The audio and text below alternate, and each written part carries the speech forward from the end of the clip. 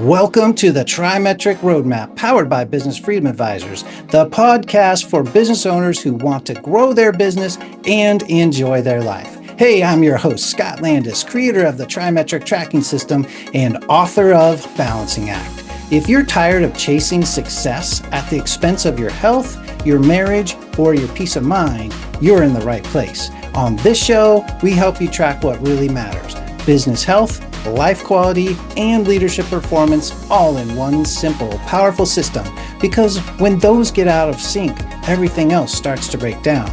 Our goal here is to help you align it all so you can lead with clarity, scale with purpose, and finally enjoy the freedom you've been working so hard to create. And if it feels like no one's ever shown you how to pull that off, this podcast might just be the missing link you've been quietly searching for. Now, let's dive into today's episode.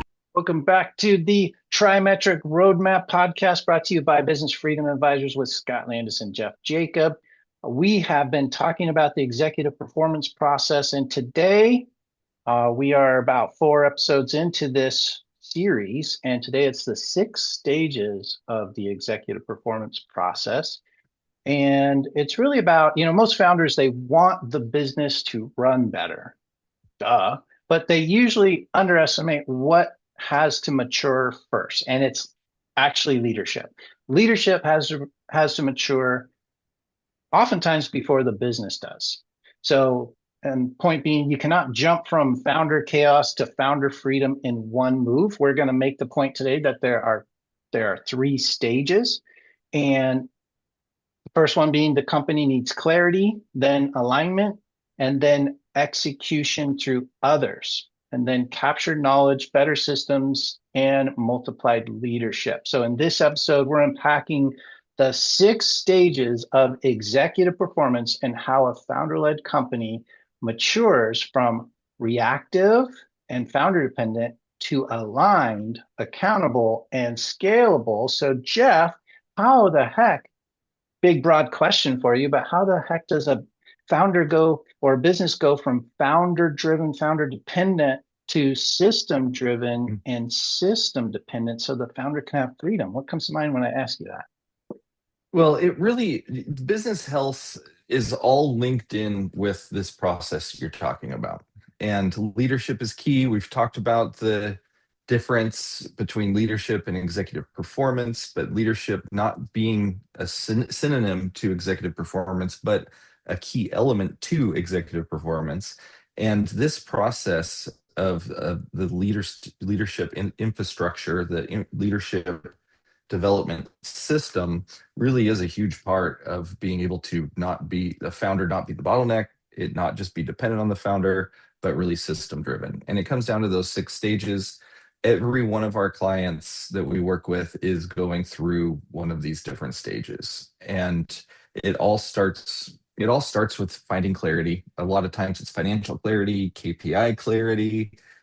Sometimes it's knowing other truths of really where the company's at. It could be in terms of the people, the teams that are there, but just finding that clarity, which all of that informs then the strategic clarity for how you move forward.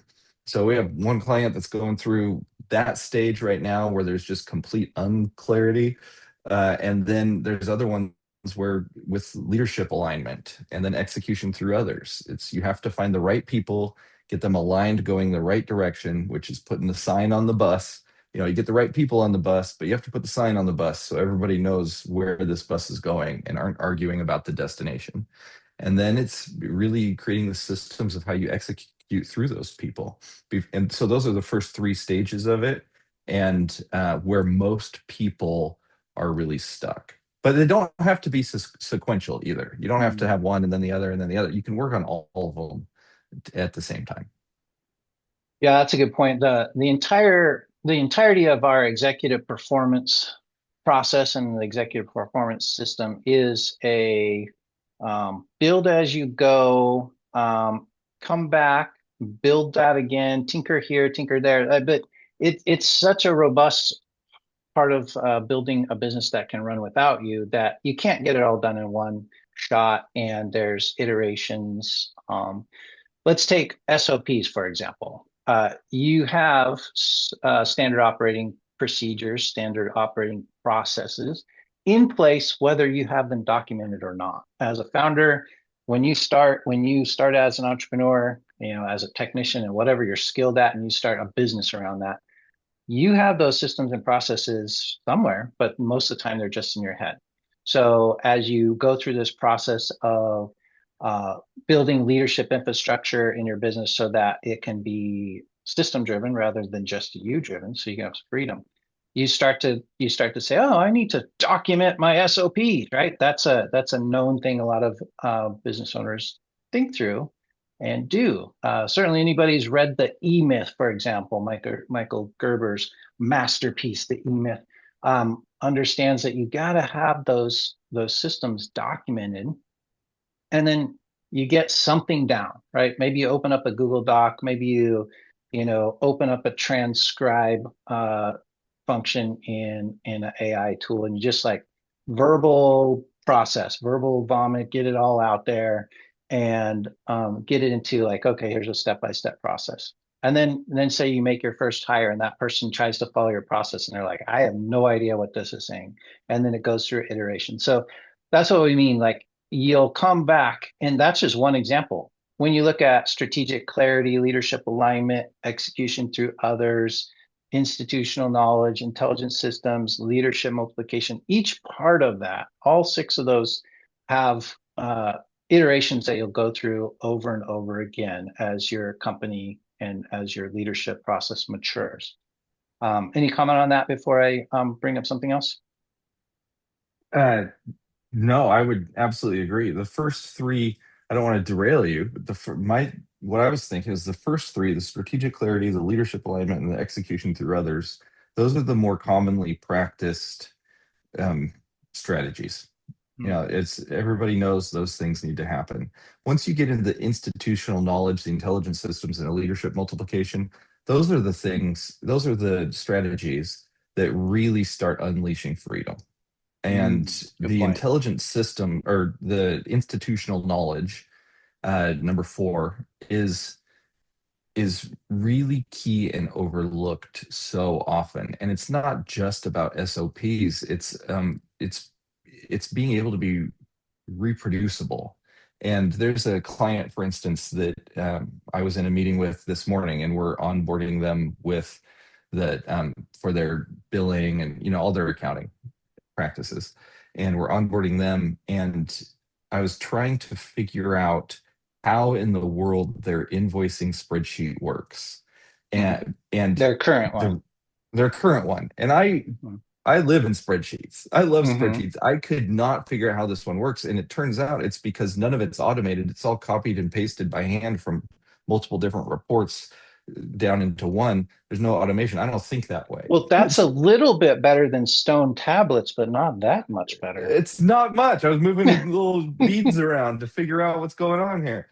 And Yeah, it's Arabicus. so they walked me through it. And but if that person who knows that system were to leave, I always call it the hit by a bus rule. If that person were to be hit by a bus tomorrow, which for somehow in my brain that's better than if they were fired tomorrow. But it's I'm a little jacked up though. So if somebody were to be hit by a bus tomorrow, and nobody would be able to figure out how that works, and they would have to then recreate an entire system, and so therefore, or spend hours and hours just working on this thing, and that is not reproducible in a company. It's those kinds of systems as well, where it's making it so that there's visibility, it's reproducible. Even if nobody else sees it, it's reproducible so that somebody can see it in the future and redo it. There's all kinds of things that are so overlooked with the institutional knowledge phase. Mm-hmm. Yeah, let's camp on institutional knowledge for a little bit longer, but I want to also put it in scope of the bigger picture. It's always helpful, especially if we go into something deep, to see where it fits into the big picture. So backing back to 100,000 foot level for our listener, hopefully you listened to our last week's episode where we talked about the two systems that are a part of the executive performance process. So we talked about last week the strategic intelligence system and the execution discipline system. These are two engines that drive everything. When if you want a business that gives you freedom as a founder, your executive performance, the leadership piece of your business. Again, like Jeff was saying, tied to business health, but extremely important and separate from business health are these two engines. So if you have execution discipline, if you've got that system in place, and you've got strategic intelligence, basically the organizational intelligence in place, theoretically, your business can start to run without you from a leadership perspective.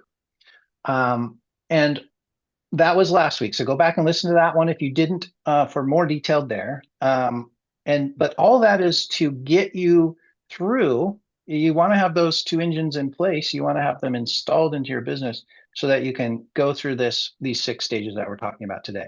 So again, I want to dive deep on the fourth component of this, but the 6 are, and this is just kind of a spectrum to take you from founder driven to system driven in your business as from a leadership perspective. Like right now, theoretically, if you're listening to this, you are the only leader of your business. We want to help you get to a place where your business has a leadership system replacing you, so you're not required, so you can actually have that founder freedom. All right, so those 6 are, again, I think this is the third or fourth time we're saying it, but just to be super clear, number 1, strategic clarity. You got to have strategic clarity for your leadership stages for your business. Then you need leadership alignment. So clarity is like absolutely clear on where this bus is going, who fits on the bus, who doesn't, what are the seats in the bus. Then leadership alignment. Where is this bus going? And everybody on it is wanting to go to that same place. Number 3, execution through others. Now you are not the only one executing. You're not the only one leading and making things happen. You've got other people doing it. Then number 4, institutional knowledge. I'll come right back to that. We've got, after that, intelligence systems and leadership multiplication. Theoretically, if you go through that whole process, you go from founder driven to system driven in the leadership. And I want to go into deeply something institutional knowledge Jeff was just talking about, and give you an example, if I can, that really drives home what that is and that you probably don't have it.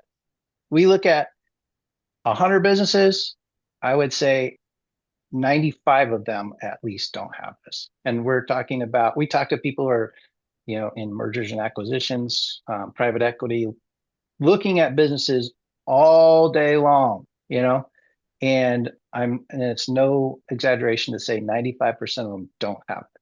When you do find one, you're like, holy cow, that business would be really easy to acquire and run. If I can make the numbers work, if I can buy that business, it would be just a cash machine. That's what this means when we say institutional knowledge is running the business. Before I dive into it, Jeff, that was kind of a long spiel. Did you have anything you wanted to add there? No, I'm excited to see where you're going with it. Yeah, it's going to be really difficult to kind of unpack this, but one of the parts that we use in our from a 2-engine perspective, the strategic intelligence system, or the organizational intelligence, or the institutional knowledge. One of the tools that we use is basically, if you can visualize a matrix where you have the stages, and there's different processes, right? But let's talk about like a customer journey. If you just think about the customer journey or the way that the business makes money, any major process of a business that you can think of, there's different stages that there's like a roadmap for that, right? I'll look at our revenue roadmap. So how does Business Freedom Advisors make money? So it starts with market clarity. We are putting stuff out there. We are having conversations. We are having this podcast. We have posts on social media. There's market clarity. We want to help the market know who Business Freedom Advisors is. We want to help the market, be aware of us, and then attract. What are the little nuggets out there, the little gifts or experiences that we can give to people. Like take the TriMetric quiz, trimetricquiz.com. If you want to know where you're at on leadership, um, business, and life quality all in one shot, the TriMetric quiz is a free thing you can do. Go do that. So how do we attract people? Then how do we actually make the connection? How do we get people on our calendar? How do we actually have conversations with them? We do, a step for that. And then we have a diagnostic process. So a deep dive business health diagnostic, a deep dive executive performance assessment, and then eventually, so all of that before we even like land a customer, but at some point a customer says, oh yeah, I'm committed. I want to dive in. I want you guys to bring your fractional executive unit into my business, help me run it. That's the commitment. And then that's not the end of the journey. Then you still have to onboard that person who says, yes, I want this. Give it to me. Here's my money. Come in, help. There's an onboard process.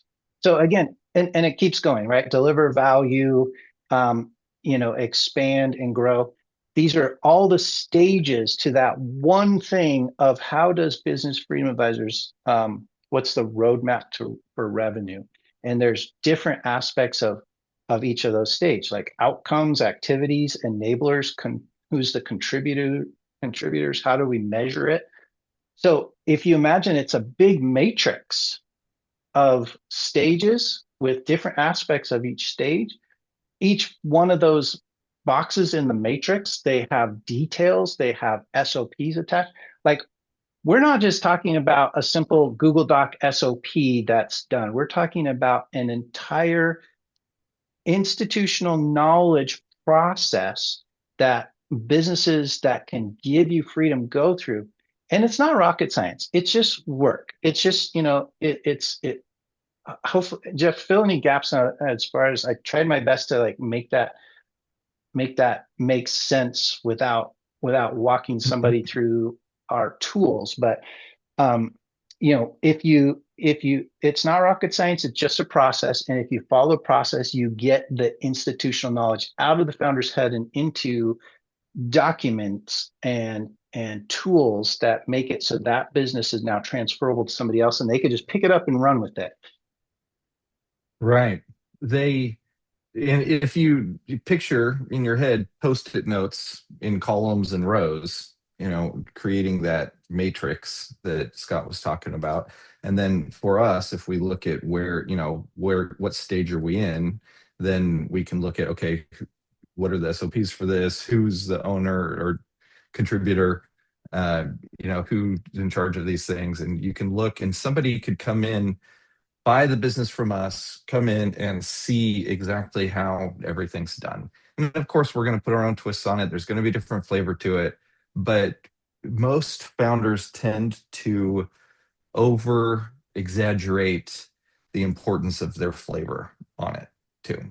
And yes, your personality matters. Yes, your strategy matters, but not as much as the system once you start scaling.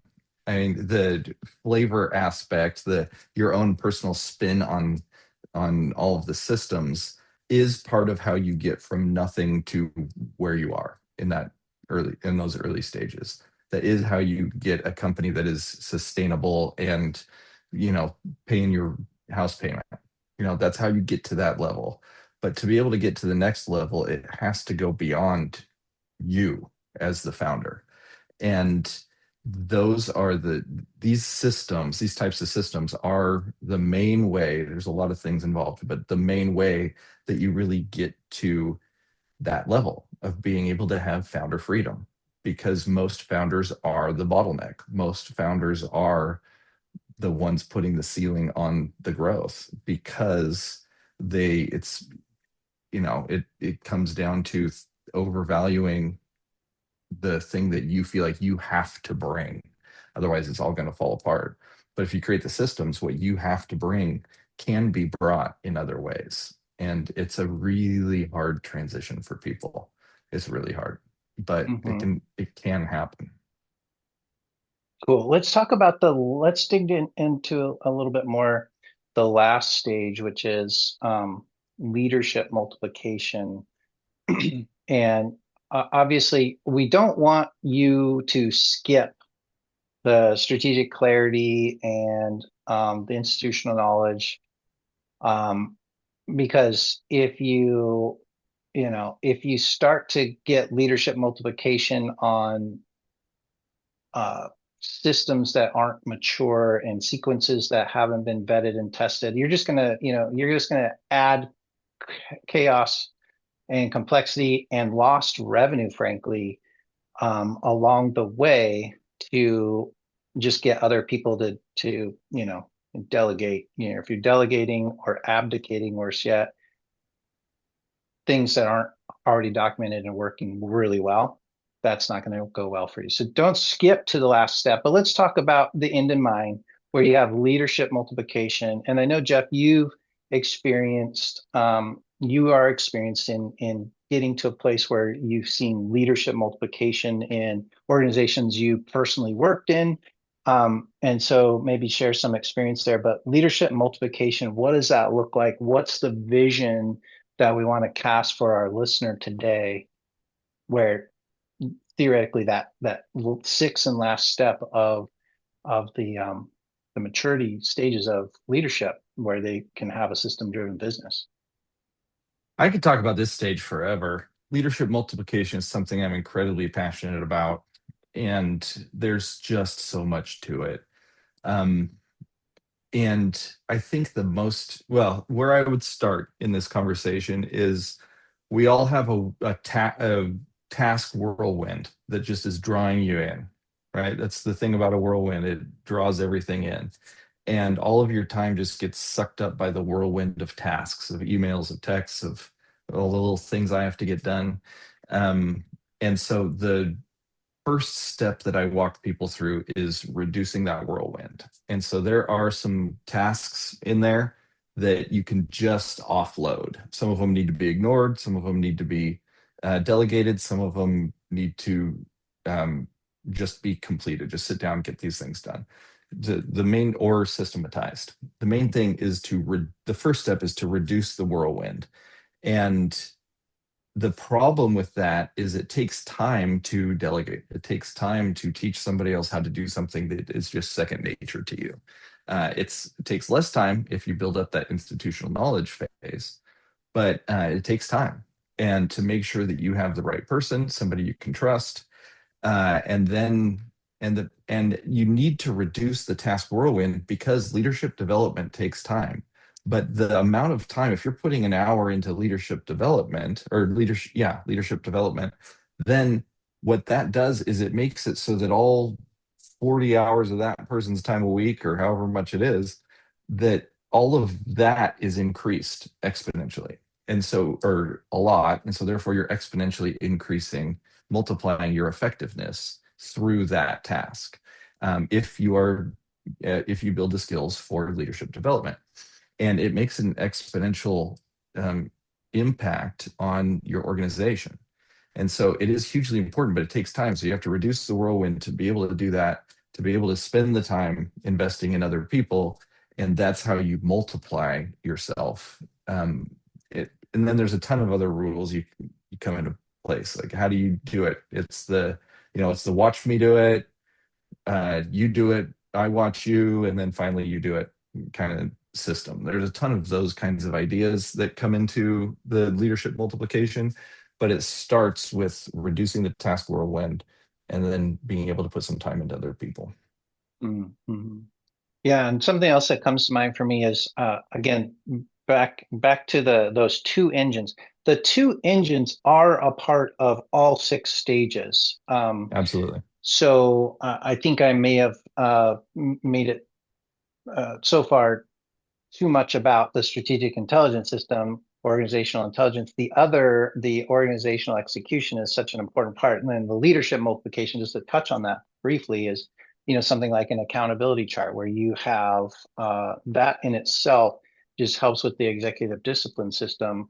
And leadership multiplication, you can visualize it on an accountability chart, um, popularized by Gino Wickman in Traction. But that system is so powerful as far as defining the seats on the bus and how they roll up Mhm. and roll down to leadership structure. It's such a huge part of leadership multiplication, having it documented. And we're going through this with a client right now, where on the task list is create a version 1 and a version 2. Version 1 is what it is right now, which is really a little scary. But version 2 being, where do we want to be in the next few months as we are making some strategic shifts, and kind of seeing it on paper and then driving it forward. That's execution discipline. So we are wrapping up, but before I kind of land the plane here, Jeff, did you want to add anything to that? Um, I would say if you're able to actually do what we're talking about here and get to that point where you are multiplying leadership, that's where freedom really starts. And you're not going to be able to build or attract leaders typically who are a better leader than you unless you're able to develop your leadership skills. So if you want to have nines or tens around you, you have to be at least an eight or a nine. And so putting the time into actually developing your leadership skills, again, is a key part of being able to actually attract the team or build the team that you need to build to be able to more fully have that freedom as well. It's an No, important great stage. point.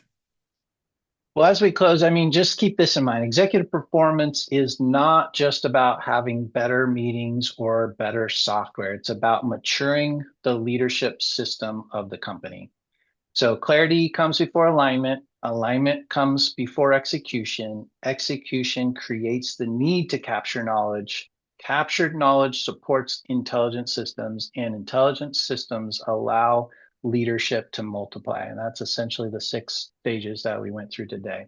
So that's how a founder-led company becomes scalable. Not by skipping stages, but by building the leadership maturity required for the next stage of growth. So we have a new free offer for you if you are interested in seeing where you're at in the process, getting a TriMetric view of your business. And really, it's just, we simplified something down to just a freedom score. So you can go to businessfreedomadvisors.com/score, businessfreedomadvisors.com/score, and you can take a free assessment. It takes you less than 5 minutes. It's super powerful.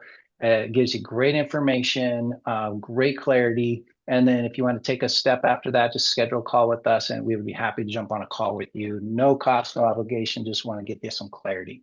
So that's where we're at. We'll pick it up next week, continue on this executive performance system. So if you've liked it so far, keep plugging in because we're going to give you more. Thanks for listening to the TriMetric Roadmap powered by Business Freedom Advisors. I've been your host, Scott Landis. If you're growing a business but something still feels off, you're not alone. That's exactly why we created the TriMetric Quiz. It's not a personality test, it's a powerful diagnostic tool that shows you where you're in alignment and where things may be silently slipping off track across your business, life, and leadership. It only takes a few minutes, and the clarity you'll gain is a game changer. Go to TriMetricQuiz.com to take the quiz now before the cost of staying stuck gets any higher. Until next time, stay focused, stay aligned, and keep building a business that truly supports your life.